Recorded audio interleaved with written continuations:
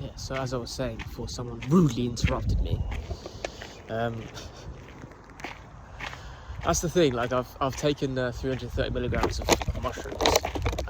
I definitely feel like I'm like dipping my toes in to this psychedelic insights, but I'm not fully there, and I'm still able to like switch on my ego and like rub my nose. Like there was a moment when the mushrooms were starting to take effect, and it was peaking. My anxiety was peaking, and there was this feeling of being purged. You know, I was like gagging. You know, I was dry heaving. Nothing was coming up, but there was this sense of like something coming up. And even now, when I'm thinking about it, it's making me want to gag. And you know, all the snot out of my nose was coming out, and it just felt like really, well, not humiliating, but it didn't feel prideful. There was this sense of like losing that ego, and if anybody saw me in that state, you know, it would have been pretty degrading.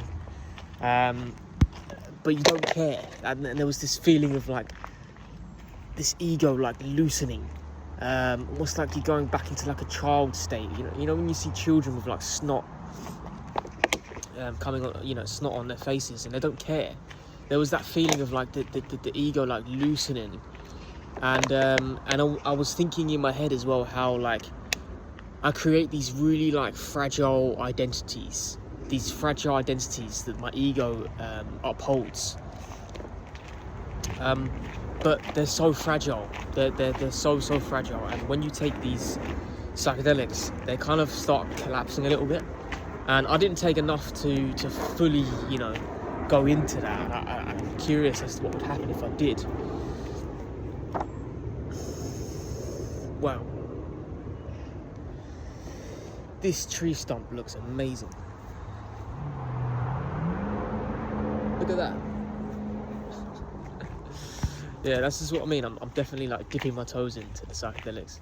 But yeah, there was this feeling of like these fragile identities that we create loosening and like starting to collapse, and I found that really like destabilizing.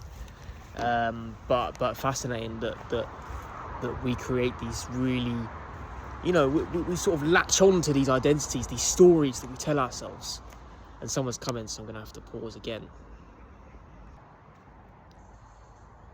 Definitely feeling the effects of these mushrooms, because I'm looking at these like teenagers that were cycling past on their bikes, and they've like gone into the forest, like gone into the wooded area, and they've just disappeared.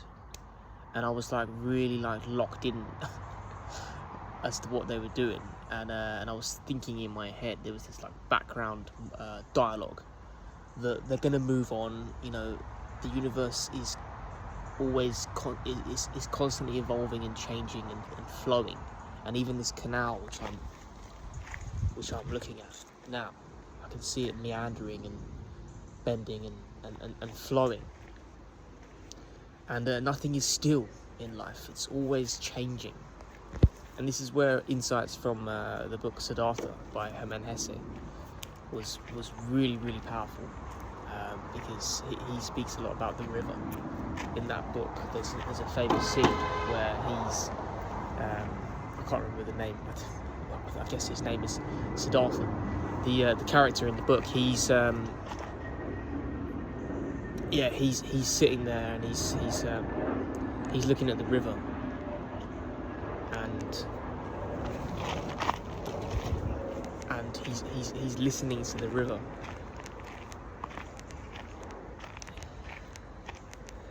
and the river has all the answers.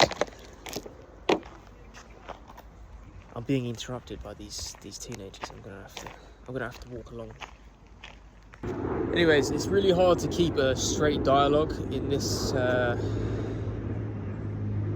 recording, because I keep getting interrupted, and then a new thought emerges, and then I latch onto that thought. But yeah, what I was trying to say earlier on was in the book Siddhartha, the river has all of the answers. The river is constantly flowing, and sometimes in life we're so sped up, we're so sped up and caught up in the busyness, and we don't actually stop and pause and listen to the river. And the river is metaphorical for life. Sometimes we're too busy for life. and in Siddhartha, he plays around a little bit with this conception of time, and how, and I think this idea comes from his inspiration in Hinduism and Eastern philosophy. They believe that time, I mean, it's such a grand concept that it's my limited intelligence cannot even articulate it, but I think it's something to do with time being an illusion, and we cling on to these ideas of past and future, but they don't exist. The past doesn't exist. Okay? There is only the present version of the past that you're playing out through your memories. So the past doesn't exist, and the future doesn't exist either. So all that exists is the present. But what Hesse is sort of saying in the book, and this is all being said in metaphorical language, by the way. It's all in a fictional story, and he can say it a lot more beautifully than I can. But I think that what he's trying to say with time is that